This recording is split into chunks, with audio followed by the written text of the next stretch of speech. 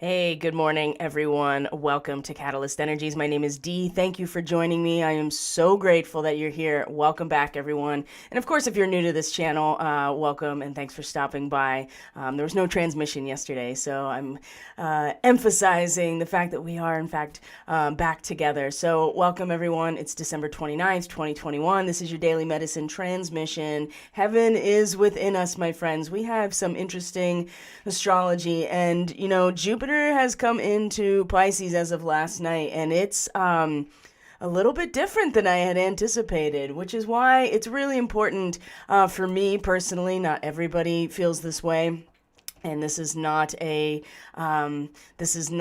comment or commentary on how other people choose to practice their craft or their astrology or any of their other work. But this is why I don't make predictions and maybe just more like forecasting. Because just like the weather, any variable that changes within the system, right? This is the basis of chaos theory. Any change in the variable of the system is going to change the nature of the system almost entirely. And so it's really hard to actually predict with 100% accuracy anything when we live in a dynamic universe. And chaos theory is, dynamical systems is actually a way better way to identify the mathematical aspect or the mathematical practice or study of chaos, right? So we're going to go into some big transits that are happening today. Of course, like I said, Jupiter has now come into Pisces, and it definitely feels a little different than I had anticipated.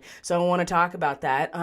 It's not entirely outside of what I think many people have probably forecasted and anticipated, but there's something very interesting about this particular ingress into Pisces. Mercury is going to meet Venus retrograde today in Capricorn at the degree that Pluto, for a long time, and the degree that Pluto had station direct at, actually, most recently, they're going to meet together at this degree today. And often, very simply, when Mercury and Venus come into a conjunction with each other, it's really a lot easier. The flow of communication in terms of who we value, what we value, it's a lot easier to say I love you to people and to express your love and concern and how much you value them and what they are, what they mean to you. It's a lot easier when Mercury and Venus come together. But because they're in Capricorn, we're talking about something more than just even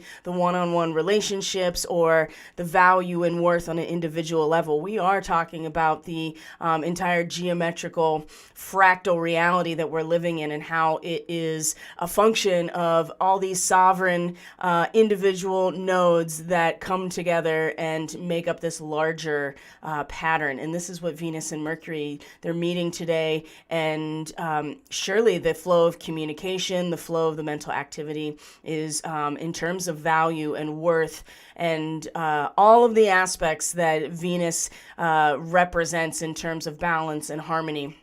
It's going to be a lot easier, I would say, to allow the communication and the expression and even the cognitive realm to just flow around that. But with Venus in retrograde, this is much, I feel like that this is certainly introspective to a certain extent, but at the very least, an active mental process around what it is that is valuable in terms of this the larger social institutions, the economy, the governments, the corporations, anything that involves a number of people coming together to contribute to create something is what Capricorn represents. And certainly natural law, right? At the most base level, Capricorn is the unfolding of material reality as we exist within it. So the mental aspect is going to flow very easily around those issues today. So we'll go into more detail, of course, about that. And then the Sun in Capricorn as well is going to be in a square to Chiron. And this is something that came up with Mercury not that long ago in the same square to Chiron. But now Chiron is direct. And so these wounds of the inner child, the wounds of our ego, the shame and guilt of just being ourselves, the victim narrative or the savior narrative that we may be embedding ourselves within in order to bypass our own very difficult but ultimately liberating healing process. You know, it's now that it's direct, it's so much more in our face, and it's less of an internalized introspective experience, and it's being reflected back to us very strongly in the outer world. And I think many of us can kind of see that and experience that already, and how everything is starting to really amp up in some ways. And Chiron is just a big player right now. So when Mercury came into this position in a square to Chiron not that long ago, one of the things I had talked about is how this will be experienced is likely going to be the function of where we are mentally and cognitively tapped into in terms of a frequency band. If we are tapped into the old structure that is slated for demolition and has been in the process of demolition with Pluto for years and years now, if we are mentally tuned in like an antenna to that particular frequency band, to that resonance, then we will experience the friction with Chiron as probably much more of either a victim or savior, right? We want to save it. We feel like a victim, right? It's just reinforcing those Chiron wounds. But if we had found ourselves mentally and cognitively tapped into or picking up on a frequency band that has to do with something that is more than just this, not to say more than material reality, but more than the material reality that humanity or mankind has contributed to creating so far.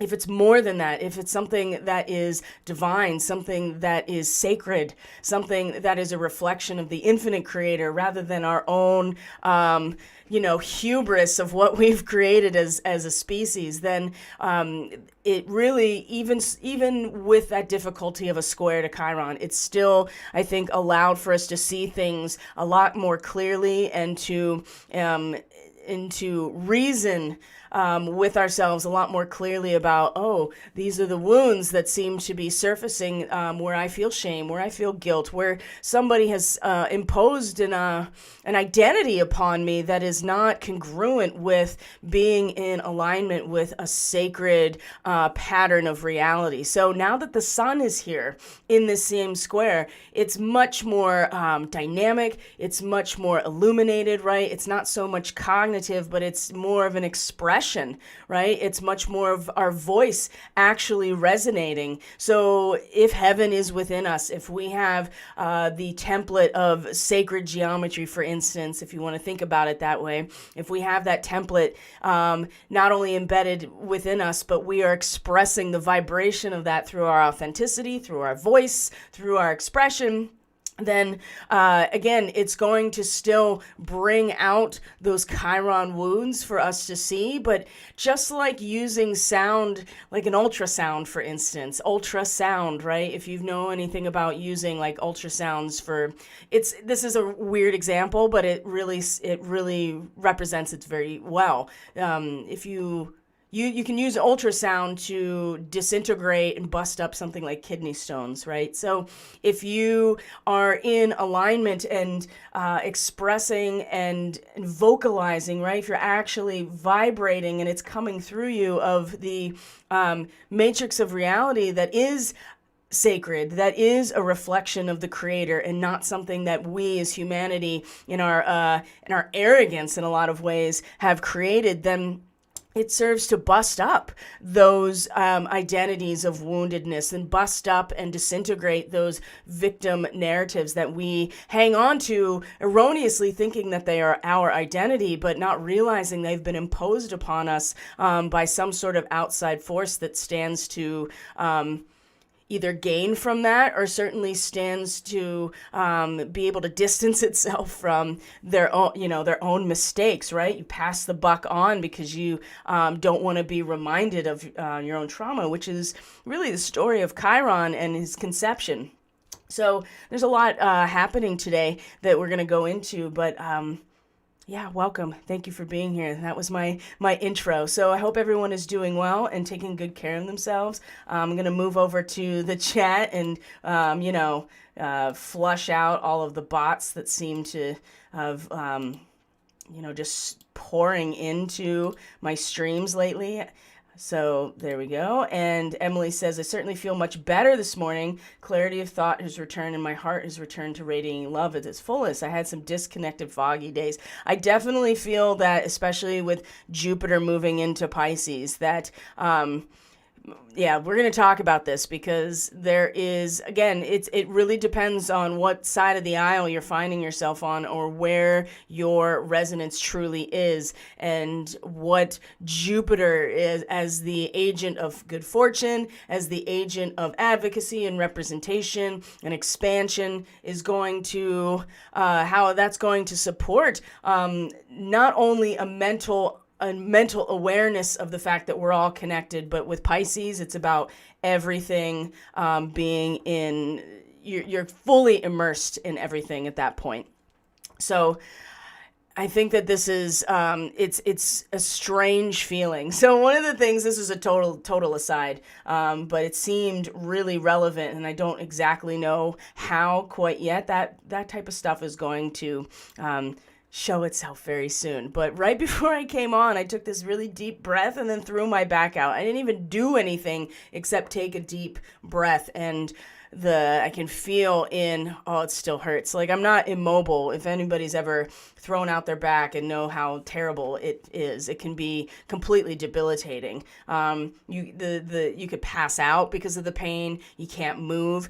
I'm not in that place, but I felt the twinge and it still hurts. And it's spasming a little bit, and it's like right at like probably like somewhere between T10 and T12, like the thoracic vertebrae, just from taking a breath. All I did was take a breath and probably just twist in the wrong way, and now I can feel those ligaments that's surrounding that particular vertebrae are pissed. So, which is going to impact, what I'm able to do today. And that does actually fit into the transmission for today, because we are entering a very distinct, and not just because of the season in the Northern Hemisphere. I do feel like we're entering a time of serious receptivity, of a yin phase, and you can feel that there is going to be a forced introversion that is coming, probably right after New Year's, right? Like, people get through New Year's Eve, and early January, it's going to just suck right back in, and you can already probably identify how that is going to happen at a social level. And this is why Mercury meeting Venus today is so important for us to kind of wrap our minds around and really be able to identify mentally and cognitively what is valuable, and what, especially in Venus's retrograde, what are we maybe internalizing or really reviewing, a very deep inventory, I've been saying, because Venus does rule Taurus, right? And this is the realm of what is in a material sense, our assets, our wealth, our currency, the physical material world around us, what it is that we own. And so value and worth are big parts of Venus and what this planet represents symbolically. So we are in a position right now to take the time to allow the stream of awareness to move through us, through this deep inventory. And then the sun to squaring Chiron is really just going to highlight if we are going back into the victim mode stronger, or if we are going to allow our voice. And the sun is very much related to our heart and our heart chakra. And I know that seems kind of counterintuitive, but when you think about Leo, it is the blood pumping, and the sign of Leo is ruled by the sun. And so it's really from this space that we are really able to truly allow the energy to come up and resonate through the throat, for instance. So we're either going to bust through like an ultrasound, or it's just going to reinforce even stronger the discomfort with our own self, and what is not necessarily being acknowledged. So another way to look at this too is that if we aren't acknowledging that inner child, if we're not truly allowing for that space and that ability to acknowledge that, to honor that, I mean, we can't go back in time and change things as much as we'd like to think we can do that. But what we can do is add our resonance to it and our attention and honor those situations and change the dynamics of those situations that physically we can't change. And that can make a big difference. And the sun in a square to Chiron as well today could allow for that if we are, again, identifying the differences between that inner child, our ego consciousness, and our ability to be in congruence with what is timeless, right? What is infinite, what is sacred, what is divine. That's, the whole point of sacred geometry is that you are utilizing mathematics, that is the language of the universe, to visualize, to create visual representations of that which is not visual. It's all feeling, which is the realm of Pisces. So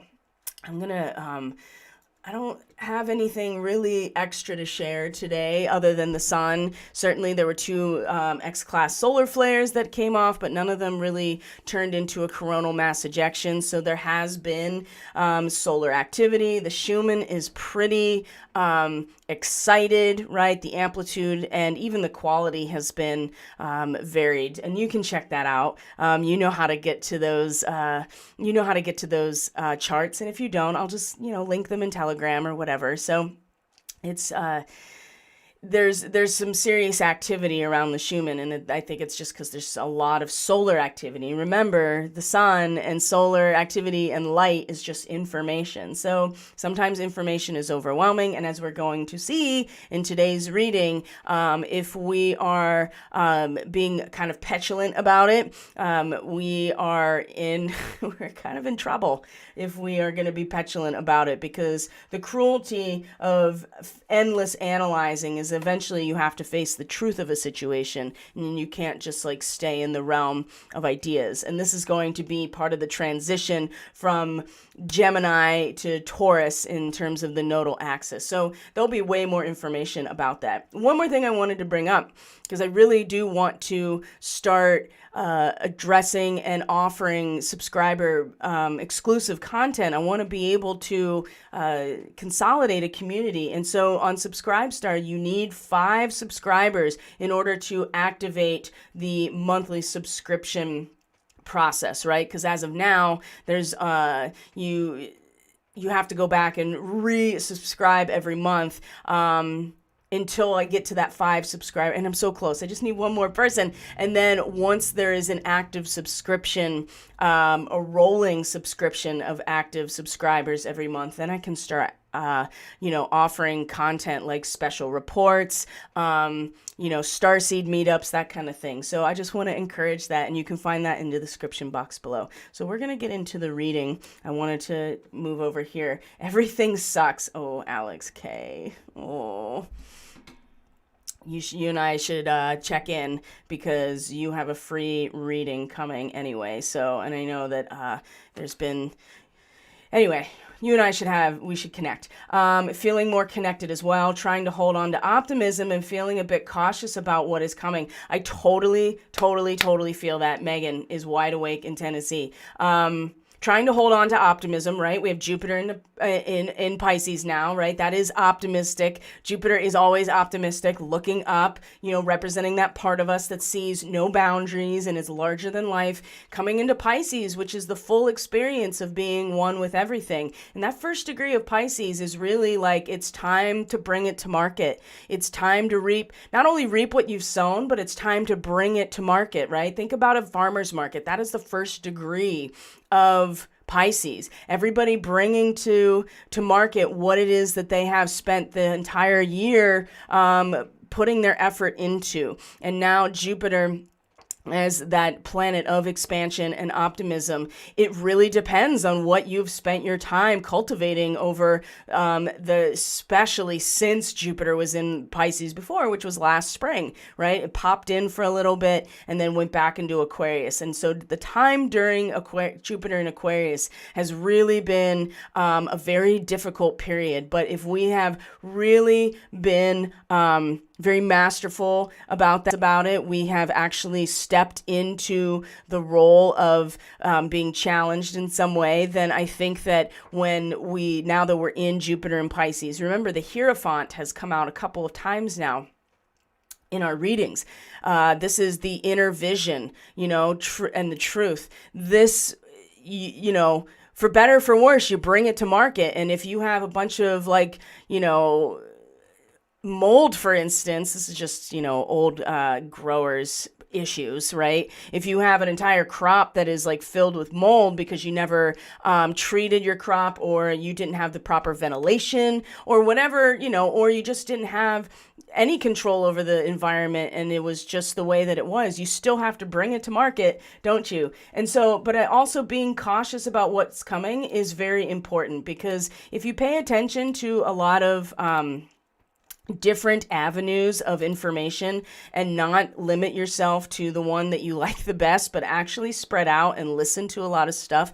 I mean, you're going to find from a couple different areas that people are getting more messages, they're getting more insight, they're getting more prophetic visions, perhaps, however you want to look at it, of what is coming. And I think it's going to, like we said before, January into February is going to be a very difficult time. And then it's in February that really breaks loose. But feeling connected is important, and clarity of thought returning is great. And radiating love at its fullest is probably the best thing we got going for ourselves, because so much is going to keep falling away and challenging us and giving us opportunities every single step of the way to come back to center, come back to unconditional love, come back to a sense of self that is timeless and infinite and belongs to the divine, right? So I think that these are really, I think that people are right to be cautious and to head on a swivel, right? Be aware that, sometimes surprise attacks are the best way to disarm your opponent. So it's just something to consider. So I'm going to move over here to the, my back.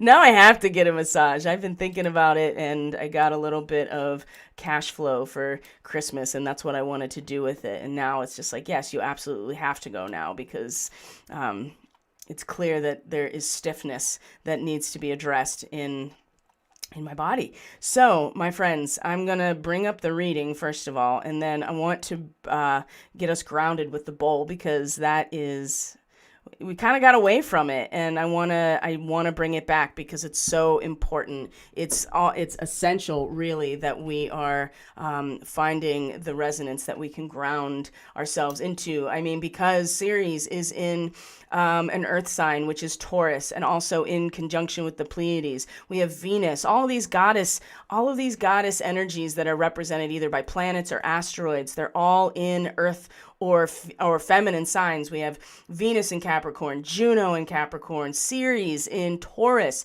and we have Pallas Athena, who is in Pisces as well. So bringing the strategy that we can employ and the wisdom in this war of consciousness right into the battle itself, and into the full immersion into the experience. So it's very strongly related to what is unfolding, and certainly how we feel in the midst of it. So And like I said, as the nodes shift, they're going to be shifting into Taurus and Scorpio so soon. And this is going to have a huge impact on our economy. I mean, big, right? It may not be the big fallout of the banks, but I have a feeling there's going to be a big reveal about the nature of our economic system and how it's based on nothing but a binding ritual and a spell. That's just my opinion. But just keep in mind that there's going to be a report coming out for this, the Pleiadian revival and the shifting of the nodal axis. So, in the meantime, all right, guys. So I want everybody to take a moment here to get yourself situated. Either your sits bones firmly planted, your feet, you feel the entire surface of the bottom of your feet connected to the floor or to the ground, which then allows you to sink down. And imagine a cord or a set of roots moving out of your root chakra, down through your legs, out of the bottom of your feet.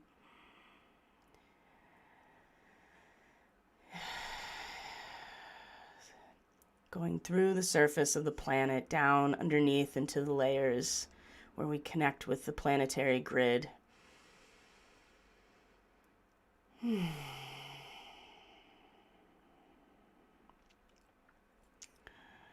As we take a deep breath in and release.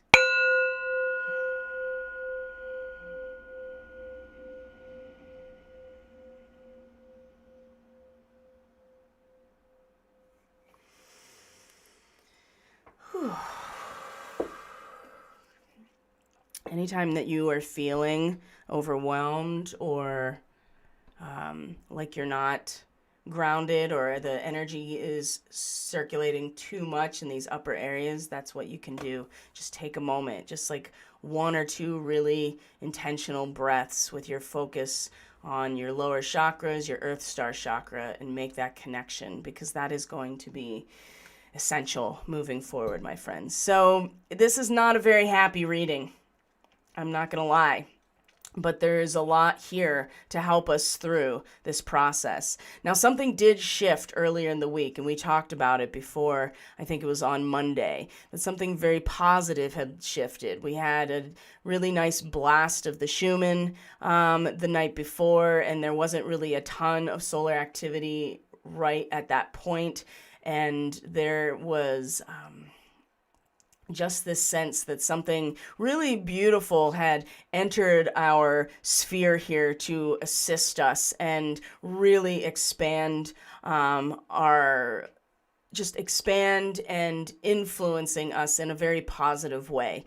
So, but just like everything else, right, we live in a dynamic system. And so the variables are changing because everybody has choice and free will. So every time you make a choice, every time you make a decision and act on it, or think something and commit to it, right, or feel something and feed that, whatever it is, it changes the entire system as a result of each person's input at that moment. And so again, it's always dynamic and it's vibrating. And there are fixed points in time that we're all moving towards or have been part of before. But the pathway between these fixed points and everybody's resonance will determine the full pattern.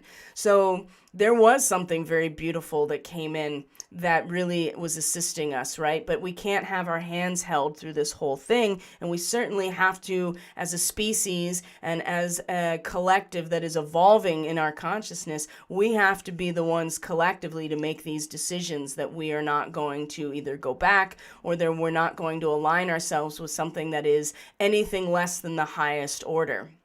So, but that means that everybody, including those that are not acting in the self-interest of the highest version of humanity, are also making decisions. They're also taking action. And there are also those who do believe that they're working in concordance with the highest version of humanity, but are still utilizing old skill sets, old patterns, old ways of doing things to steer the ship, without other people realizing what's happening, and that's all influencing the larger structure that is unfolding, and what is, of course, what is in demolition as well. So there was something very positive and beautiful that came in, and a lot of clarity has been reached for many people. But now we're about to get back into a difficult period, and this is what this reading and message as part of today's transmission is really representing.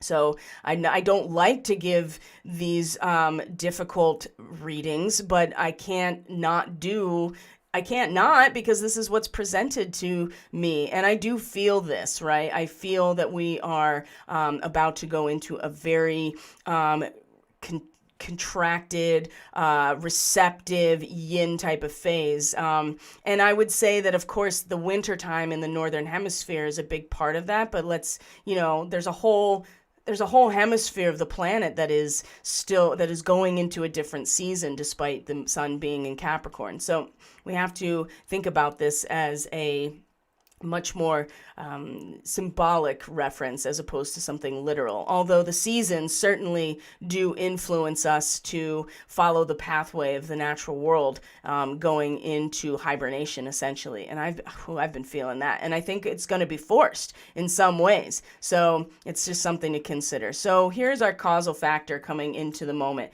Now, this is cruelty, the 9 of Swords. Now, every other suit, right? Every other element in the tarot, when you get to the 9, is pretty great, right? It's a culmination. It is the full realization of everything that's been put in, and is a very, it is the highest order of things before you start the cycle over, which is the 10 and the 1 and the 0. So the 9 is culmination. So every other suit is usually pretty awesome, except for the Swords, right? The Swords suit is one of the most difficult in the tarot in general, because the realm of the mind is sharp and double-edged. And so it doesn't really account for or even allow for anything else other than the sharp edge of truth, right? And so when you get to the 9 of Swords, you have Mars in Gemini. Now remember, Mars is in Sagittarius right now. It's the opposite of Gemini, but still, what we're experiencing is a causal factor here, right? The leading into the heart of the moment. And this is a snapshot of a narrative structure. This is what we're looking at, is a story that is unfolding. But the causal factor at the beginning of this story, the cruelty, is not so much cruelty in terms of harsh words that are evoking, bleeding, but it's really the idea that there's only so much analyzing that the mind can do. And we'll continue to, but that's the thing, we'll continue to do what the mind does.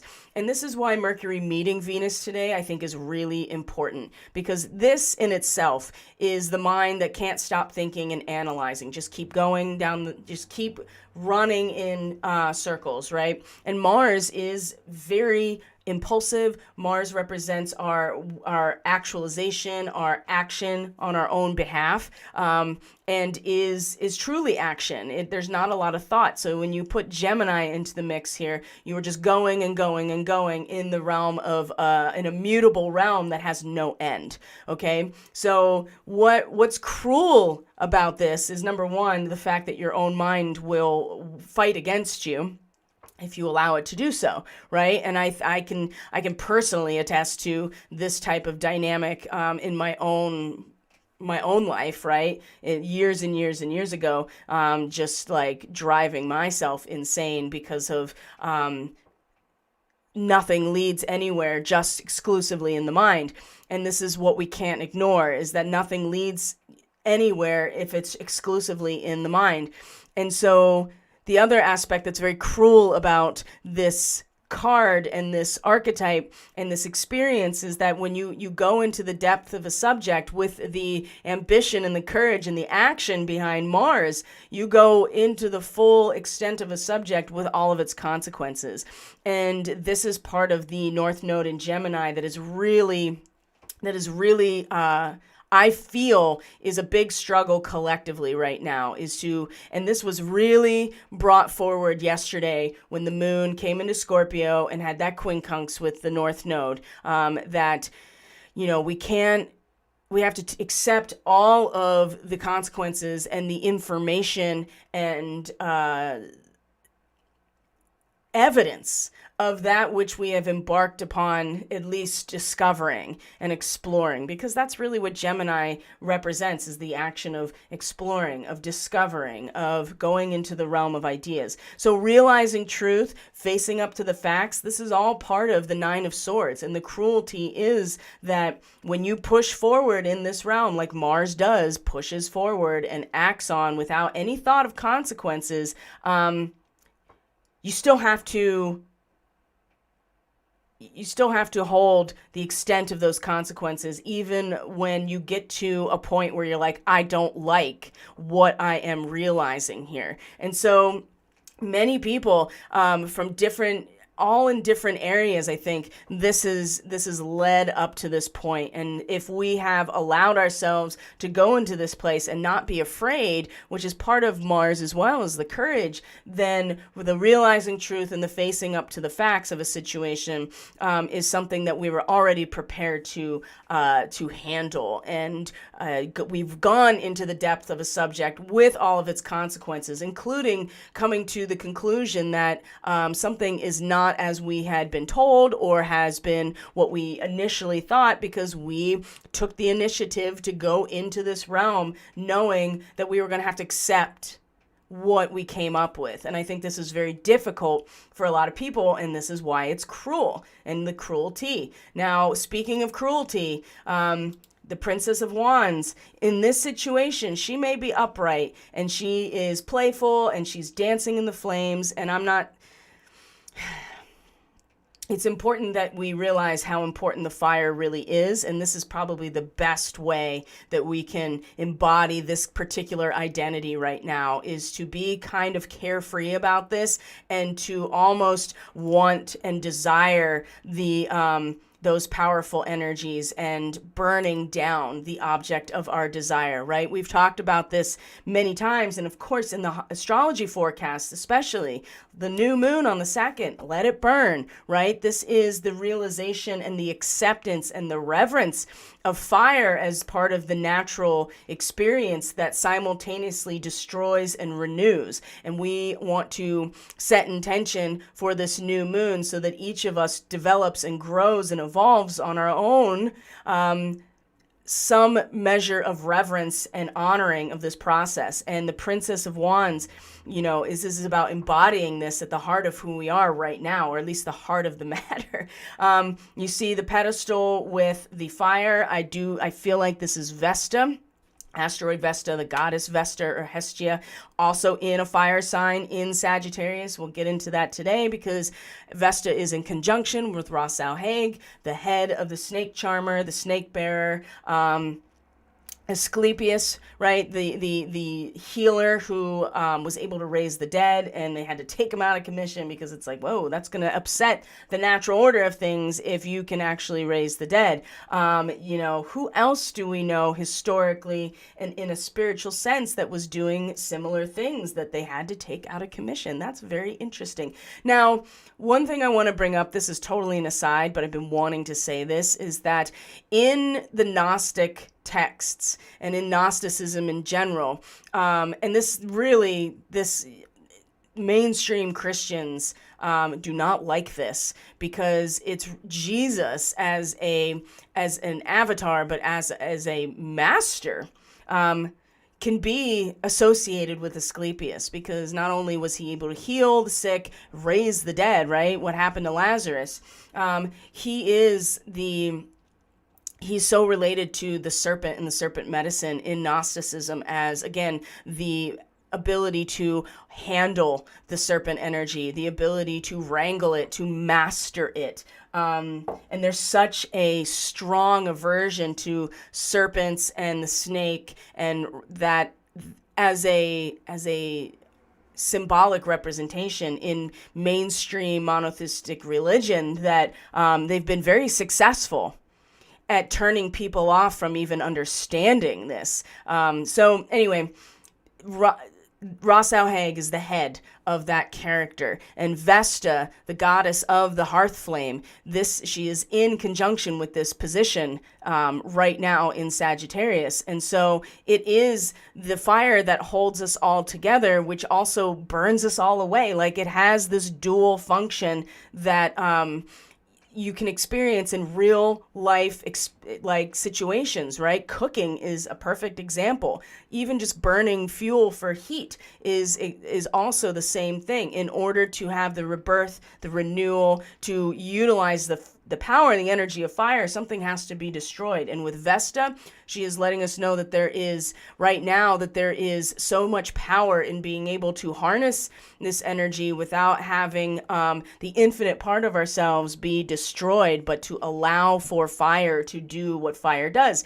And of course, that is also the Pentecost, right, in Christianity, is the Holy Spirit coming down as fire, right? So if we can dance in the flames like the Princess of Wands and really just be, she really is, it can go so badly. It depends on how we are addressing this Nine of Swords, or the cruelty of our own mental process when it takes us to an end goal that we are like, I don't like this. I don't like this at all. So we can either burn it down. We could be very thirsty for revenge. That's a really dark side of this Princess of Wands. But the best case scenario is to value and to find the passion and enthusiasm for the fire, right? And it is playful and it's a little immature, and there is a very fine line that we have to walk if we embody this energy, because we will burn down the object of our desire if we are burning out of control. But I also see how important this role is right now in terms of being able to harness these very powerful energies that, even though seem cruel from a mental perspective, with Mars involved, especially Mars is also in Sagittarius, right? We'll get into the astrology for today. There's so much power to be had, but we have to be able to face it without fear, right? Or at least face it with, not let our fear be the mediator for all of our interactions in this realm, right? Dune, if you saw the new Dune, they've really set it up for probably a trilogy, it seems like. Or if ever seen the David Lynch Dune, oh my gosh. You know that fear is the mind killer, right? That is like a mantra in that story. So we need to be able, and she's not afraid of nothing. Look at her. She's like so kind of like clueless in some ways, because she is just dancing in the flame. And she's got this tiger literally wrapped around her. So if we can embody this, I think we'll be in good shape, but we want to make sure that it doesn't like burn out of control either. Now, we're going to switch gears entirely, because where we are at in our energetic root right now is the winter, right? This is the winter, the Five of Forces. Now remember, forces, again, is akin to the wands or the fire energy, because it represents transformation, creation, spiritual nature of fire, and action. So forces are also part of this. Now in the winter, again, this is a yin phase. And so while there's a lot of fire out in the horizontal axis, right, of our consciousness, the cause and effect relationship that we experience outside of us, or certainly in polarization to our own internal experience of being, this is showing where our energetic root can be and where we're drawing our power from. And the winter is the complete opposite of all of the action that we're seeing. Receptivity, going inward, taking stock. This is really important. This jumped out at me based on the rest of these cards as well, as you'll see. Quiet energy that will pay off later. This goes into what Megan said, like being optimistic, but also being cautious, right? You're making future plans. Your interactivity is very much a peaceful retreat. Even if you have stuff to do outside, this is really about taking stock, consolidating your own power and energy and making plans for the future, right? And starting to plan out what you're going to do when it's time to step out and recondition the soil and get everything ready for planting. You know, these are just examples in terms of, and literal too. I mean, if you're not getting yourself situated to grow your own food, I mean, you, or something to that effect, do something that is going to allow you to trade and barter, because that's the other thing about Pisces. Remember, I just told you about that, the farmer's market. You got to bring it to market. Pisces is about us all living together, and the experience of it rather than just the mental concept of it, which is much more of Aquarius. But this is about yielding to the receptive energy while making plans for what's going to happen when the energy switches, which is at the equinox, right? When there's another change in the light cycle.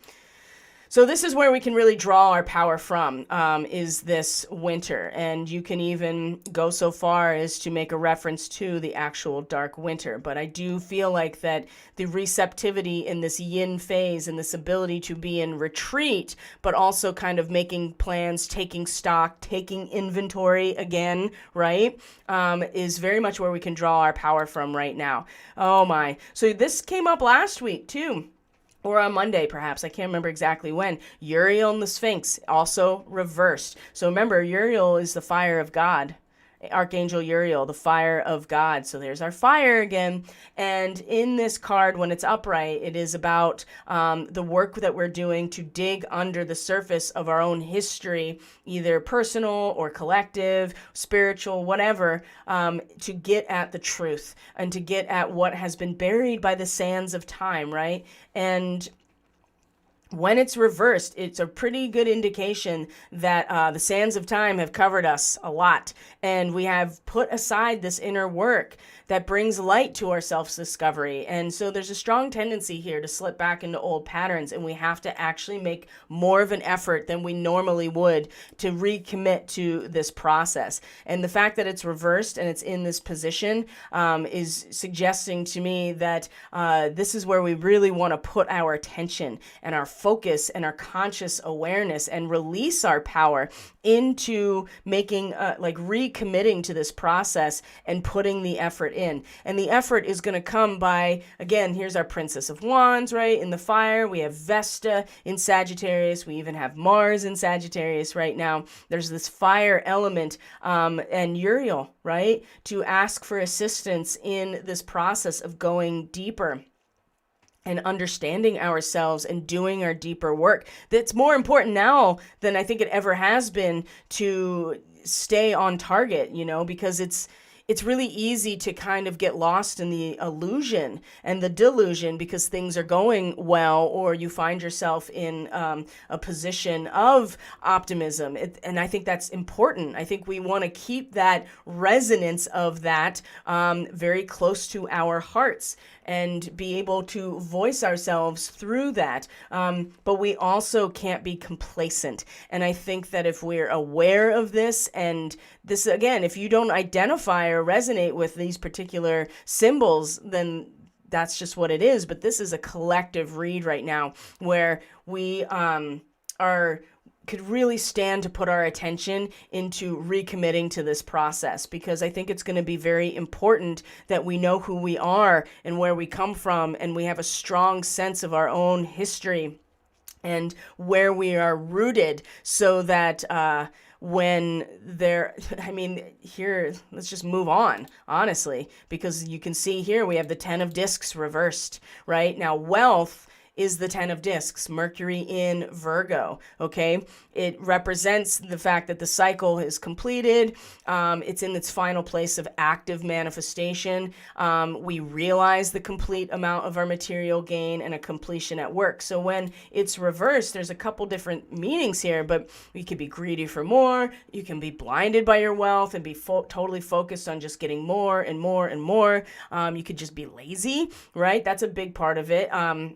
because Virgo is not a lazy sign at all, but in this reversal, it could show that you get complacent and lazy or greedy. And if you're so focused on gathering more wealth, you become very impoverished in your own feeling, right? Because that is the opposite of Virgo, is Pisces, right? And dullness of mind. So Jupiter will not favor anyone at all that is getting lazy, getting greedy, getting complacent, right? Or is just hyper focused on want more, or only exclusively focused on the material gain that is created as a result of our own human structures, right? And this is, again, telling you, the nodes, it might not be the full economic collapse that of the banks, but it's going to bring it right into our soul's work, and showing us the difference between inherent value of the world around us. And Scorpio is what we produce in relationship, and that relationship can be a number of things. And if we're talking about the entire economy, and currently what our economy is based on and our currency is based on, it's based on a very it's based on there's no value, inherent value attached to our economic system. It's really just a binding spell that we have all been participating in for so long that goes back to Solomon's temple. That's a whole different conversation. This is going to be all part of the Pleiadian revival report, because it's important to understand that if you've been building your your business or your sense of, if you've been building it based on this system, this is where we've been, right? And there's certainly a lot of power to Scorpio. This is the realm of power, but this is not where we're going to be headed. And I think this is going to be a very difficult transition for many people that are not aware of what's going on.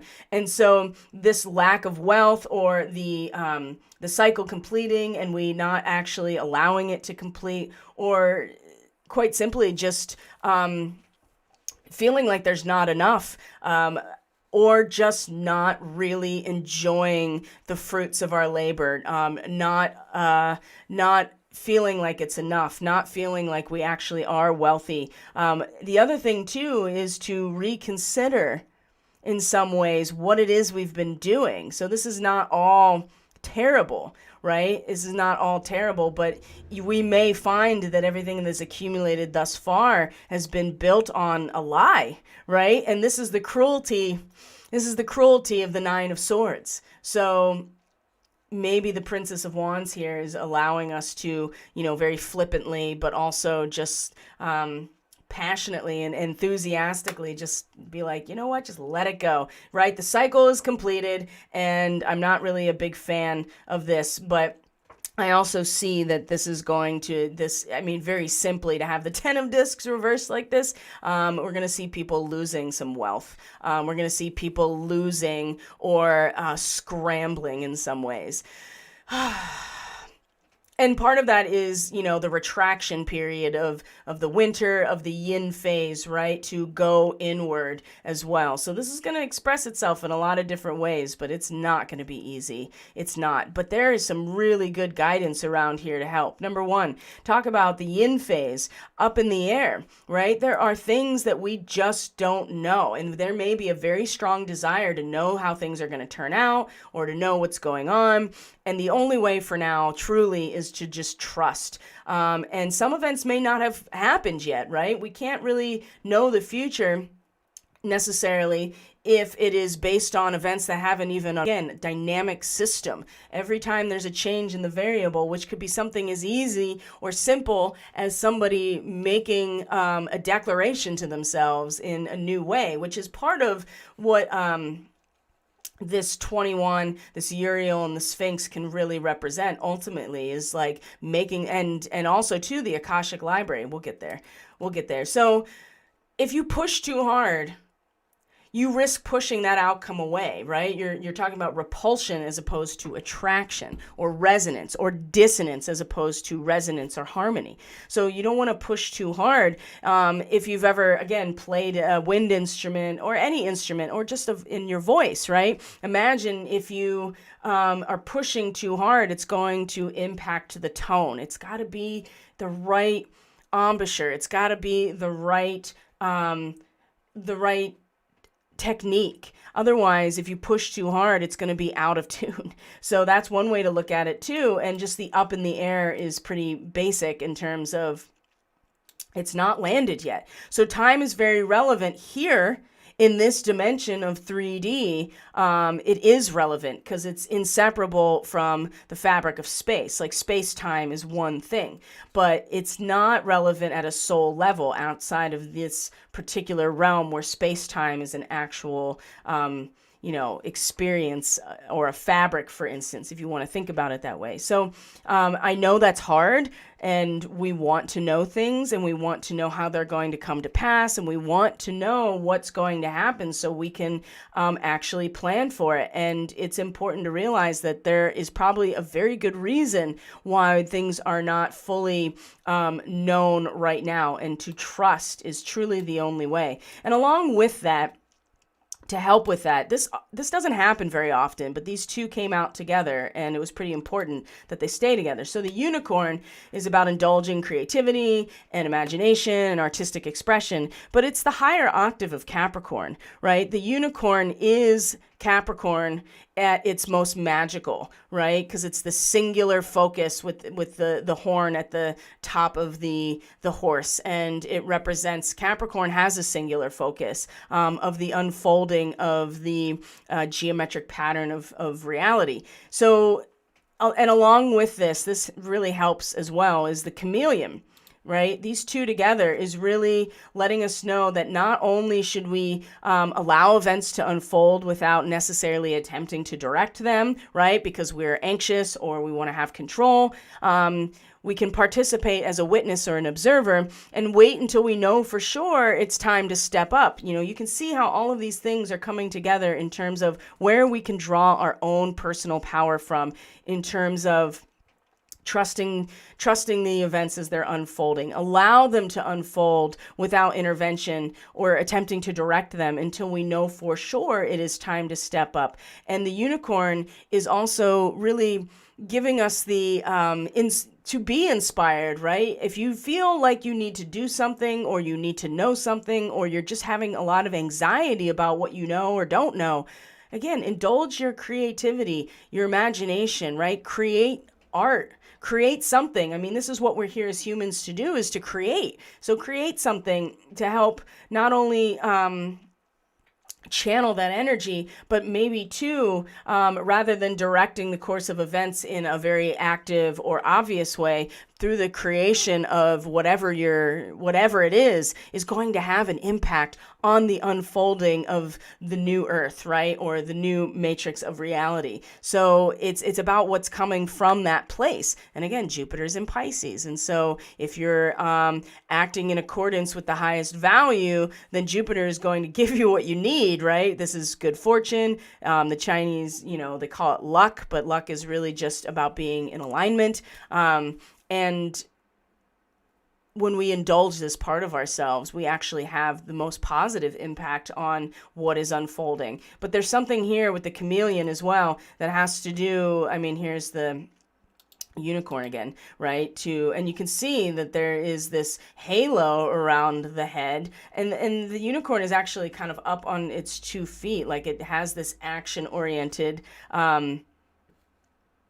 energy to it, but it's in terms of what we're creating and like our imagination. And of course, the chameleon blends in. So rather than being conspicuous about things, it's not to say you should be complacent, but the tendency here is going to want to act in order to assuage our anxiety. And this is really suggesting that our real power can come from a completely different way of being, and that our action can be focused on preparing for what's coming, preparing for when there is more action-oriented time of year, and you can put that energy into creating something magical and beautiful, right? And inspired. Now the Kiwi, oh, that's not the Kiwi. That's the Akashic Library. The Kiwi says, do a walking meditation. And that's important, right? Walking meditations in and of themselves are important. So what does that do? Well, you're walking, so you're using both sides of your brain. So it's helping you synthesize both hemispheres of your brain. It's helping you bring them together. So they're acting in and functioning as one instead of primarily being left brain or right brained. So walking actually does this because you have to use both of your legs and, in rhythm with each other. So that really helps it. And then meditation in and of itself allows for the mind to clear away the static and the interference and the monkey mind that's just like churning over and over and over. Sometimes the most mundane and automatic tasks, like, sweeping the floor, doing the dishes, walking, right? Any of these types of things that we take for granted as we do them can be done with presence and intention. And when you do that, that is going to have much more impact on your ability to start actually going down into the depths of who you are, maybe deeper than you've ever been, because you're present with everything that you're doing, right? Instead of getting lost in the thoughts about what should or shouldn't be happening, or the thoughts that are really just superimposed identity issues that Chiron is responsible for, as usual. It's not like Chiron, the asteroid, is responsible for it. It represents the intensity of these narratives and the feelings of shame and guilt when it comes to our very ego consciousness and our inner child, which is what Aries represents. So it's important that we're taking this time, and this is going to have a big impact on being able to recommit to ourselves. And along with that, here's the Akashic Library, also reversed. And so you have these two elements that have to do with going in deeper to your own history. So Uriel and the Sphinx, and then the Akashic Library. Now, Edgar Cayce, and I've said this many times, so if you're new and you don't know Edgar Cayce, I'm going to say it again. One of the things that he brought up in his readings is that the Akashic records will be found under the left paw of the Sphinx. Now, whether there is an actual chamber down there and there's some sort of hidden records, or if it's much more of a metaphysical and symbolic type of statement or representation, you still have these two symbols of Uriel and the Sphinx and then the Akashic Library together, and they're both reversed, really signaling that we have to be more intentional, and maybe we need to bring that intention to our everyday activities that are as simple as walking, because that way we can get present in our bodies, in what's in the here and now, so that we can actually do this work instead of getting caught up in the interference of, and especially caught up in the fact that our minds are only going to take us so far, and eventually we have to accept where we end up. So it's time to go deeper, despite a state of possible confusion with the Akashic Library, right? It's already going down deep, and when it's reversed, it's time to go even deeper, and we may feel confused, and that's okay. And perhaps we've stepped away from our own intuitive guidance, right? Because we are, there's been a lot of infiltration spiritually and energetically, and even people that are very capable and powerful are suffering from this, because the problem is that when you open your crown, right, which is a necessary precursor to building, to strengthening your toroidal field, right, you can't do that when your chakras are closed. And but the problem with having open chakras, especially your crown chakra and beyond, is that you are subject to infiltration, and this can only it's a double-edged sword, just like all of the swords. It's a double-edged sword because you leave yourself open, but the only way to strengthen your field is to have those chakras all be open. And so there is, there's a very intentional reason to keep those chakras open or closed and not actually teach people how to be protected while also staying energetically open, because that's how your field gets strengthened. So and not allowing, and even if you do have infiltration through those areas, your field will just, you know what I mean? It'll just, you can't even hold that vibration in your body or in your aura or whatever, because it just won't even be able to stay, right? It'll have no choice but to either leave or to find its own resonance with you. Anyway, so there is confusion. I think there's a lot of confusion, and we're going to have to go in deeper, and it's time to cast a renewed light on our past and our inner discovery. And there's another stage of this that is here now. And I know that many people are like, when is it going to be over? Like, when are we just going to win already and get on with it? And it's like, it's not going to happen that way. It's going to be the next level of experience and the next level of going within, the next level of going deeper, all of these things. And so we're now here. We're here at this next stage. And like I said, it'll break loose, I think, in February. I'm pretty sure about that for the most part. I can't predict how that's going to be, and I'm not going to, because when you predict things and they don't happen, then you destroy your credibility. And so this is why predicting the weather is, not an exact science. Again, we just talked about this, dynamical systems, chaos theory. But we have some work to do, because this is not easy right here. So we're going to switch over to the astrology today, because we do have the moon. We have the moon in Scorpio, talk about things not being easy. And we have some Draco activations today as well. So let's get into this part of it. And I'm going to check in with the chat here. If the fire isn't hot enough, prepare for more gas to be poured on it. I think that is a smart, very insightful thing to say, Alex K, because if the fire isn't hot enough, right? Because we need it. We need the fire to be hot enough to actually do the alchemical transmutation that we need it to do. And you either have to pour more gas on it, you have to put more logs on the fire, right? Whatever it is, it has to be hot enough to actually cook, and it has to be hot enough to be a catalyst. And if it's not, and you are ignoring that fire in whatever way, like you step away from it, or you don't want to engage it at all, or whatever it is, right? The fire within your own soul is going to be, something is going to pour fire on it. And I have a feeling that, it's going to be very difficult for many people. And so if you're finding yourself in a place where, like Emily said, where your clarity has returned, or Megan has said that feeling more connected and optimistic, then our role here in this way is to be this steady hand for other people that may not be having a very good time right now. And we do need to support each other. Absolutely. That's part of Pisces, right? There's no getting around that. So I'm going to close a couple windows here, and we will get into the astrology for today. Like I said, it's pretty substantial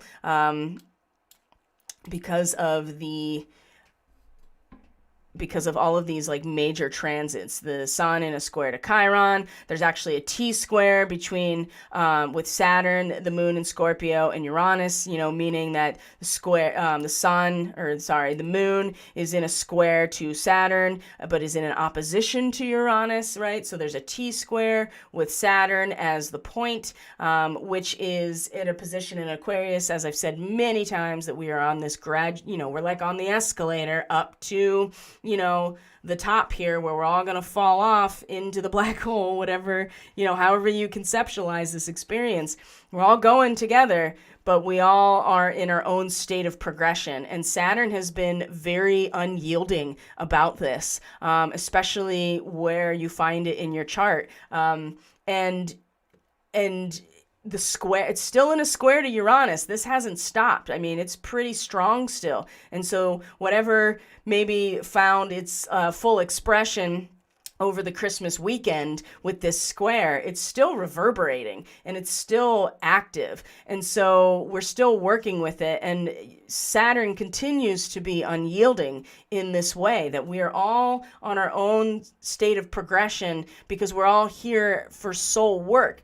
And even in the most healthy, the most healthy and the most fully activated human collective that Aquarius represents, you're still going to find that natural state of progression. Equity as a concept of social justice and a collectivism type of society is the fact that everybody's on the same escalator step. That is what equity represents, not equality. Equality is that we're all equals in the eyes of the Creator, and that we're all going to the same place, and that we all have the same opportunities to move up and down the escalator as our choices dictate. But we are still in our own space of progression, and equity takes that away completely. And it's important that you understand the meaning of words, because words are language, and language is a symbol, and a symbol is a representation of a vibrational experience. And when we speak things, it's important to understand what they mean, because they actually have an impact on us. And that's, like I said, Saturn is unyielding. So when we get into the specific moon transits, we'll go into this a little bit more. So I don't want to get ahead of myself necessarily. I want to start at the beginning, right? We'll look at the moon in Scorpio first, and then we'll explore some of these larger transits. And I talked about most of them already at the beginning, just to kind of set the tone here. But we'll go into more as the channeling happens, right? It's really through astrology that I'm able to channel the most in terms of, information for other people. So here we go. The Mercury in conjunction with Venus was something that happened first thing this morning, actually, or late overnight. So depending on where you're finding yourself here. So it was probably about 5 a.m. actually Eastern time where you see them come together into this conjunction, and they are right on top of Pluto, which means that Mercury is going to then meet Pluto right after. So if you remember this particular degree, I've talked about it many times, 24 to 25 degrees Capricorn is a store filled with precious rugs, Oriental rugs, those beautiful rugs that are woven together. And it's the idea that we rely on these beautiful traditions. We rely on the representation of that which the representation of what a culture and a society is capable of doing. And it gives us a sense of appreciation, artistic appreciation. There is a sense of value here as well, especially with Venus involved. But it's the idea that, society, these values are woven together into this beautiful arrangement, and is part of, our way of interacting in a comfortable way. It's very different than the woman entering a convent who is stripping herself away all of these cultural and artistic aspects of the society in order to really firmly commit to the transcendent life. And then you move into this degree, which is its contrast, which is all of the beautiful things that our society is able to create, that is a mediator between us and our spiritual selves, right? So if you think of a prayer mat, that's a good way to consider this degree. So these two coming together, Mercury and Venus in her retrograde, like I said, it's a flow, and it's a lot easier to communicate and express, the value and the meaning of where these two are. And with her retrograde, I think that it's kind of a bittersweet type of acknowledgement or realization, because Venus is in her retrograde, like taking inventory, especially about what we have valued. There's nothing wrong with seeing what has been essentially, Pluto has been like pulling the thread out of this rug now for a long time and has already done so and has moved on to something that is way more of a hidden energy. Because this degree is much more about what we create in the context of our human contribution to society that's artistic and cultural.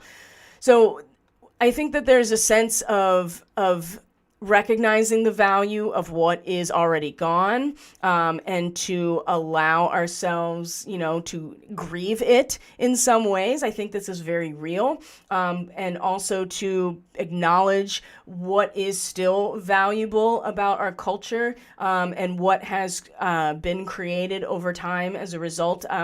It's just the ability to express it and to cognize it is very strong, and to communicate it as well is very strong with this conjunction. And it can be multiple different ways. And again, the cruelty of the mind is part of what keeps us from just acknowledging what has been valuable, the value of allowing things to fall away and to disintegrate, and the value of taking this inventory. So this coming together, and it depends on where Capricorn is in your chart. I mean, if you have like a Capricorn 7th house, for instance, like if you're a Cancer rising and Capricorn's your 7th house, you may find yourself it might be a lot easier for you to communicate to the people that you're in relationship with how much they mean to you and how much the relationship means to you. So that's like an example of how these particular transits may express themselves in an individual chart. So that happened. That was like the beginning, right? Like I said, 5 a.m. right this morning. And then right from here, the moon comes in. You can see here at the very same time, within just a couple of minutes, the moon comes into a sextile with the sun. Now, first is important to recognize that this is a Draco marking, 7 to 8 degrees, 7 degrees Scorpio. 7 degrees Scorpio is a sextile to 7 degrees of Virgo, which is actually the location of Alpha Draconis in terms of Western astrology, is 7 degrees Virgo. So this is a Draco marking, this sextile to Scorpio. And in a sextile to the sun in Capricorn, this is a moment of investment within ourselves, how we feel and how we express ourselves.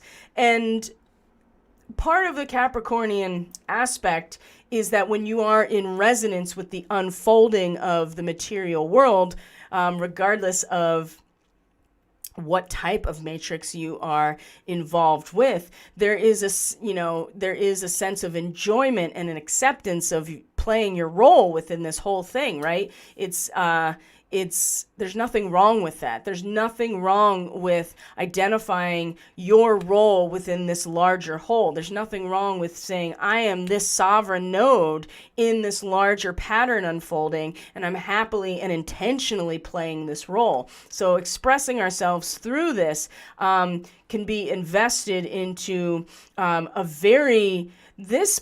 to have the moon here too, this is like looking in the magic mirror. This is like the lake being so still and calm that you see the reflection of the moon to the point where you don't even realize that it's a reflection. It's so clear. And this particular degree of Scorpio, and especially the moon here, is nothing short of like being kind of an oracle. And it's not about telling the future. It's about having a quiet openness to higher inspiration. But that comes with the stillness, right? Still waters run deep. This particular degree of Scorpio as a Draco marking is so indicative of this in particular. So if our feelings are still, if the waters of our own soul are very still, we get a look at the very depth, and we also get a clear reflection without any kind of disturbance of ourselves on the inside. And there's something very special, I think, that comes with this sextile with the sun in Capricorn. And this can go both ways, right? If we've been playing along with a role in a matrix of reality that is crumbling away or is fake, we will also have the opportunity to see that as well with this degree. And like I said, this is already something that's transpired. So if you have strong Scorpio, for instance, this may be a reason why you're able to see. If you are, for instance, an Aquarius person like I am, this is happening in your 9th house and the sun is in your 12th house. And so this is a really this is not even just about you as an individual at that point. It's just you as an individual are the medium for something that is way more collective, way more in the astral and the spiritual, and seeing something that is normally beyond the standard vision or the standard experience of feeling. So that's again, it's an example of how you can use your own chart to see the areas of life that these things are happening. But this is quiet openness to inspiration. So this is the part of the Draco that I always tell people about, is that it's not inherently evil to have the Draco signature.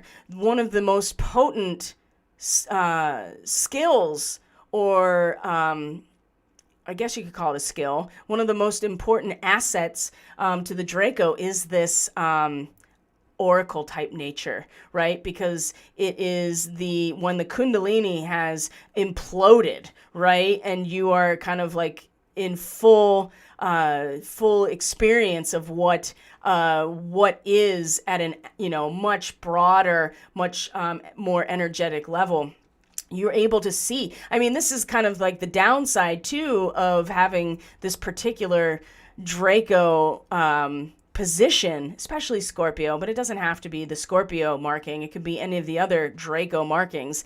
The downside to this is that just because you can see the future doesn't mean that you, number one, understand it, and number two, can actually do anything about it. And I think that that's a very the self-preservation aspect kicks in with the Draco, and this is where it goes sideways. So the Draco starseeds have some of the most difficult work to do by not getting pulled into their own self-preservation when they have these experiences, but to utilize these skill sets for the highest good, and probably on some level to release some karmic residue and some karmic contracts as a Draco in different experiences. Anyway, so this was a very powerful sextile today. Now, this is when we go forward into the morning. This is when we have the opposition with Uranus, the moon opposing Uranus, and then the T-square with Saturn in Aquarius. And so remember, the T-square is this point that releases the tension of an opposition, and in fact shows you where you find your fulcrum, is usually this point in the T-square, which is Saturn in Aquarius, which is, like I said, been unyielding about this natural progression that is inherent in any collective, a healthy collective, right? We're not all in the same place. That is not a healthy collective. That is the hive, right? That is the hive, or the Borg, if you want to get really, AI about it or whatever. So we may find. So first, the opposition with Uranus. So Uranus is now slipped in its retrograde back into the 10 to 11 degree mark of Taurus, which is about cultivating the garden of our own mind, right? That we have to actually nurture it and cultivate the space and care for it if we want beautiful flowers to grow there, okay? And with Uranus, this is coming through in usually some sort of crisis moment, or a disruption in our actual physical currency or our assets that is Taurus related, and Uranus is that turning it sideways or upheaval or a shifting landscape constantly that allows for us to kind of wake up, right? Uranus is the third eye of the collective. It is the waking up. The opposition to a moon in Scorpio, though, is that we really want to, I think that the struggle here is that we feel this, we feel and we know at some level that people are drowning, right? That they're, and we may be drowning too, right? We may feel like we are sinking to the bottom here, right? And that is a big danger with the moon in Scorpio, is that if you are not able to handle the sinking into the abyss at a subconscious emotional level, you could just stay down there. And this is a very dangerous place to be in. So, but part of Scorpio as well is a strong humanitarian focus, right? When you realize that what we create together is powerful, and there's a strong desire to save the drowning person with this moon in Scorpio right here, even if it's our own self. But I think that there's a sense that we want to, that we are in this moment. It's very transitory. And this is why this T-square with Saturn is so important, because we may feel like someone else is drowning, and they may be, but we don't want to get in the way of someone else's evolutionary contract. And Saturn in Aquarius is standing for that. And like I said, unyielding. And it's painful. It is so painful to watch other people or to experience other people that you love, that you're close to. This is why Venus and Mercury today together, I think, are important, because you can still express your appreciation and your love and how much they mean to you, or the larger context of how much this all means to us. You can still express that and acknowledge that and value that without actually interrupting the natural progression that we're all experiencing as part of our journey here, right? You don't want to interrupt. You don't know. We don't know. We don't know what people are going through necessarily. And there's a strong desire here, right? There's an urge with the moon, because this is how we adapt based on our feelings. And there's a strong pull to save other people, or to keep them from drowning under their own, in their own abyss. And the opposition to Uranus in this particular instance is that the real pathway of awakening for all of us is to, again, be cultivating the medium of our own growth. And that can be literally our own assets, cultivating our own land, right? To grow crops or to grow food. It could be our own DNA, Taurus, right? The actual medium that we interact with our self interacts with. So this T-square is such a painful reminder, and the power of the moon in Scorpio and the feeling of wanting to save people is substantial. And this T-square is showing that you don't have to give in to one side or the other. You just have to acknowledge and kind of take a paternal, or at least authority type of position here, that we're all exactly where we need to be, and we're going up the escalator together. Right? And some people will want to come up, and maybe you reach out your hand and offer some assistance, but you don't judge necessarily just because someone is in a different position. Or you may covet what other people have. Maybe you're the person drowning, right? Maybe you're the person drowning and you need somebody to save you. And the opposition is that, for as disruptive as Uranus is, it is what wakes us up. And we can't rely on other people to save us emotionally if we haven't done any type of work on cultivating our own consciousness. So this is a very difficult but incredibly powerful T-square with this moon in Scorpio today. So, and then the sun comes into that square with Chiron, like we talked about earlier, that if you are in attunement or in alignment with the universe of what is timeless and infinite and an expression of divine law and natural law, if you are in resonance with that, it will square it'll square this experience of the personal ego attempting to focus on the full potential of what it could be, but it also is going to bring out all of the Chiron wounds. And we've talked about this before. So when Mercury was here, it was an opportunity to maybe change the dial on our internal radio system, or our internal CB radio or whatever. Now we're talking through it. Now we're expressing ourselves through it. Now we are voicing ourselves through that bandwidth, and it's going to be even stronger if we are aligned with these victim narratives or the wounding of our inner child or not. So that's going to come up as well. I mean, this is something that's happening pretty much. If we go forward and look at exactly when it's going to come into its square, it's going to be this afternoon into the early evening, depending on where you are. You can even see it's going to be about 6-7 p.m. roughly that this square is going to be exact. Now, at the very same time, the moon is now in not only a sextile to Juno, which is over here that you don't see, but it's here, and then Pallas Athena. Both of them are 15 to 16 degrees in their respective signs.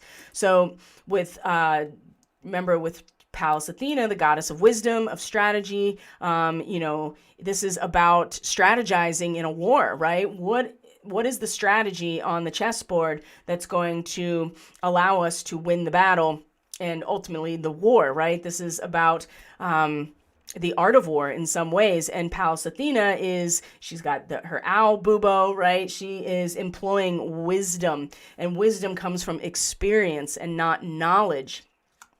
And understanding, which is, a very Sagittarian type of thing. But in Pisces, it is this wisdom of finding our inspiration through some quiet, going into our study, going into our sacred space, whatever it is, and gathering that inspiration by way of direct experience. This is the strategy that Pallas Athena is offering to everybody right now in Pisces. And the moon in Scorpio, once it reaches 16 degrees, it's officially now in the second half of Scorpio, which represents faith, right? And it's a very this degree in particular is a very conscious acceptance of relationship. It's a choice that we engage in participation in relationship in order to produce something. And we acquiesce. And oftentimes that word has got a negative connotation, like we're giving ourselves over. And technically that's what that is. We give ourselves over. And that's what faith represents. It's not that we are disempowering ourselves. We are giving of ourselves to something bigger than just ourselves. And it's a conscious choice in the 16 degrees of Scorpio. So using the simple things of life for like surmounting any obstacles, right? That's like the best case scenario for this. And that's relationship, that's participation in some sort of relationship, some sort of binding agreement. That seventh house is the binding agreement, contracts, marriage, right? Business partnerships, any kind of binding agreement is part of the seventh house. And it's something we're committed to. And the eighth house is what we produce as a result of this. So we acquiesce, we give ourselves willingly and by choice and consciously to this relationship, and it will find a lot of traction and balance and a strong that water trine. It's very feeling based on a strategy that is, I would say, acquiescing, to be perfectly honest here, acquiescing to the relationship with God or source or the creator or the universe or whatever, however you come to identify that return to the source of all that Pisces represents. We acquiesce, we give ourselves over consciously, and it is the strategy of going into it reinforces a strategy that will allow for us to be gathering inspiration from this relationship and no other, right? With Pisces involved. Now, Mars, at the same time, right after this, actually, what I said was Juno was at 15 to 16, and it's not true. It's 16 to 17. Now, I want you to put a pin in this, because this is the degree that Venus and Mars will be in conjunction in mid-February. This is where it's going to break loose, roughly. You have these two representations of the divine masculine and the divine feminine incarnate, right? The actual Aries and Taurus, right? The seed and the soil, they come together in this degree of Capricorn that has everything to do with releasing the chains, right? Releasing ourselves from bondage. This is a hugely activating conjunction that will be in February. So put a pin in right now, because that's where Juno is. So there's a rebalancing that we're experiencing, or a balancing in general, and she represents in terms of this particular dynamic of we are releasing ourselves from the bondage of society and coming into a much more natural connection. And it reminds me so much of the Rider-Waite card of the devil, which represents Capricorn. And if you remember, or if you're familiar with that card, you know that there is a man. Oh my God. There's a man and a woman. I'm getting like all kinds of feels right now. There's a man and a woman standing in front of the caricature of the devil, right? Sitting on a throne, and they both have a chain around their neck. But if you look very closely at the card, the chain around their neck is like, it's a collar, and all they have to do is just slip it right off. It's not even secured. It's an illusion that we are trapped in the material world, because if that is the extent of our awareness and our focus, right? If we worship materialism, aka we worship Satan or the devil, right? We worship materialism. If we do not believe that there is more than materialism, then we will be in bondage. And so when these two come together, they are going to look at each other and be like, hey, just take off your chain. And the other one's going to be like, hey, just take off your chain. And they're going to come together and they're going to activate, right? The seed is not viable until it goes into the ground. It's going to be very powerful. So Juno is here. And this is about, again, it's going to be like balancing the scale. So whatever's out of balance in terms of this, it depends. Again, where is Capricorn in your chart? Right? If you are a Capricorn person as a first house, this is in your very identity. And Capricorns have been getting it so hard because they are the representatives of a much larger cycle that has been playing out since 2008 with Pluto and Capricorn. So that's, again, it's an example of how you do this, of how you look at your own chart and you're like, oh, I am a Capricorn rising and this conjunction is going to happen in my first house. So I can be, anticipating that when this happens, that my very sense of identity and persona is going to be released from some sort of bondage, right? And activated into a new growth. So Juno here is helping us balance this out right now. And this sextile from the moon in Scorpio is really, really important because it is the investment of a feeling within that represents that everything we need is within, right? Now, the Sabian symbol is fascinating. It's a woman who is, so the word fecundated, right? F-U-C-U-N-D-A-T-E-D, if you know that word, and maybe you've seen it a lot and you're like, I don't know what that means. It's to fertile. That's what fecundated means. So a woman fecundated by her own spirit is pregnant. It's the idea that we rely upon God within to create something new, right? This is the degree of Scorpio sextile to Juno. It is a really important moment because not only are we acquiescing to the conscious acceptance of our relationship with Source or New Earth or where we're going and giving ourselves consciously over to something bigger than ourselves, we also then pull back in and feel that everything we need is going to be within us, right? Heaven is within us. And if we are able to really, really, really actually align with this, we can invest this into Juno that is going to be balancing the scales out. Wherever you find Capricorn in your chart, it's going to start showing you what's off balance in terms of what is repressing you, what is holding you back, what aspect of materialism is, or the matrix that is either dissolving or the false one, or even the real one, the natural law. it's going to show what is out of balance, and it's going to right itself in that as a result of this sextile. But it's going to require that we are very conscious of this.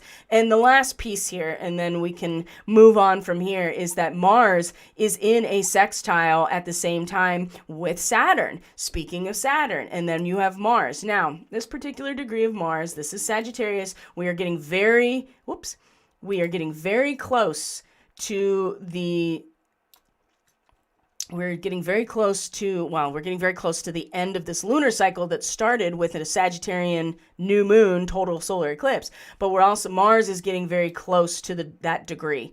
By tomorrow, Mars will be in conjunction or meet up with the same degree as the eclipse. So just be ready for that too, that there's going to be this warrior action component that is probably going to push or activate or catalyze the eruption or the emergence of the stuff from the old cycle that really does need to be seen very clearly.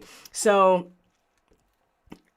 that's not the same as what is timeless and infinite. That is the Pisces energy.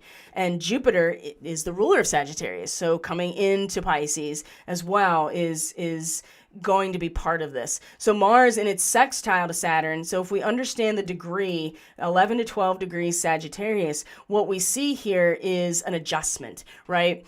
And there's a peak experience of wisdom that we had a peak experience of that came as a result of maybe getting back into our body, right? So something that comes through our body, something that is in our instinct or intuition, that our gut, right? Now, as a result of that, we have some sort of peak experience that is way more symbolic, way more abstract, right? And it's very archetypal, and it has much more to do with understanding and going back to the realm of the mind, for instance. So this degree is about bringing our noblest ideals to actual life by using our spiritual will. Mars is great at this, right? Is acting on our willpower. Is just like, I got all of this energy, I'm going to act on it. So Mars in this particular degree is functioning very well because it is giving us all the impetus to put these noble ideals into life through our willpower. And so there will be an adjustment that's made. And again, the sextile to Saturn. Saturn is anchoring us into this reality that there is a natural progression. We're all on our own evolutionary path. That doesn't mean that we are any less or any more than anyone else. We're just in a series of natural progressions of evolution. And Saturn being Saturn is just like, this is just what it is, right? This is what it is. And there's no getting around this. So the sextile, right, there's again, investment, that 60-degree angle. That's something that is harmonious but requires us to participate. We can each individually, in some level, act on the ideals that represent the highest understanding of what we're here to do, right? Sagittarius, or the inner truth, right?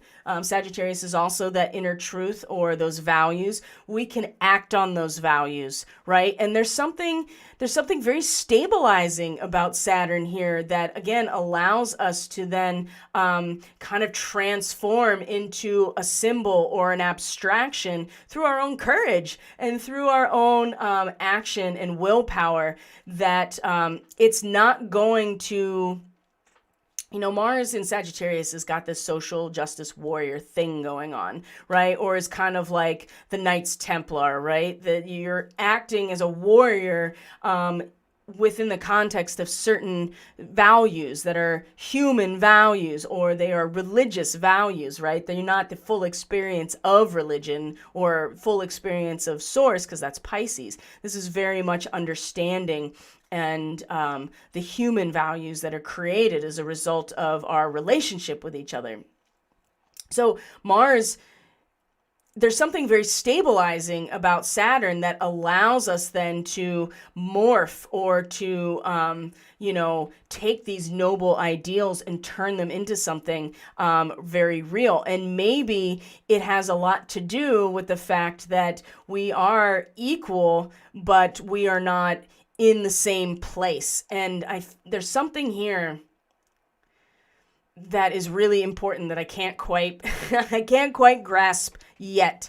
And this is something that's going to be way more relevant by the end of the day. And so I think as this builds over the day, it'll become more obvious to each of us what this actually means, because maybe in fact it is the ideal that we are all equal, but we're not all in the same place that we want to actually bring into some sort of form or bring into awareness or act on, right? There's a stabilization with Saturn here that allows each of us, right? Because Mars is the agent of our own ego and our own sense of self. So when we act on that in accordance to the natural or the collective values or religion or philosophy or dogma or just the truth, right? And wisdom, I feel like that without this, right, then that's how you become, the social justice warrior that wants collectivism and forces people into the same box. This keeps that from happening. I don't exactly know how that's going to unfold like collectively, but again, you look at where these things are at in your chart and you'll get an idea of how it will unfold. So I think that's plenty of information to work with for today, my friends. I'm going to leave it there and bring myself back to the forefront here. So I hope everyone is doing well. I'm going to check in with the chat here and see what is going on and clear out more of the bots, which is, now it's just a regular occurrence for me.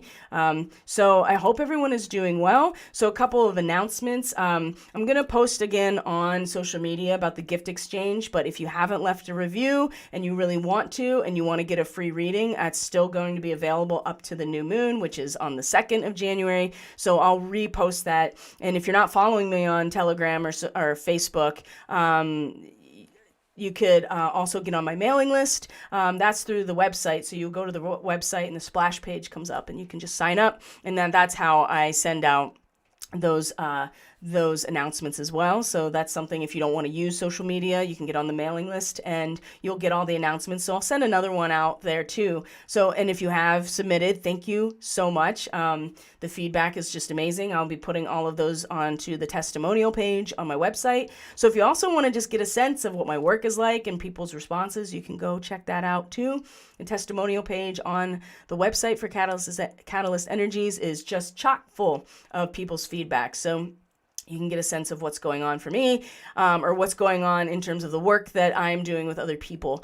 And I think that's all the announcements that I have for now. There's going to be, the new moon is coming, so we'll do our astrology for the week on Friday. And I just have some things in the pipeline that I'll be announcing very soon. So I hope everyone is doing well. Please take good care of yourselves. Take care of each other. I love you guys. Thank you for being here. I truly, truly appreciate each and every one of you. So have a great day. I hope you have a blessed day. I really do. And reach out if you need support, of course. And we will be checking in tomorrow for the Daily Medicine transmission on the 30th. So God bless you guys. I'll see you tomorrow. Bye.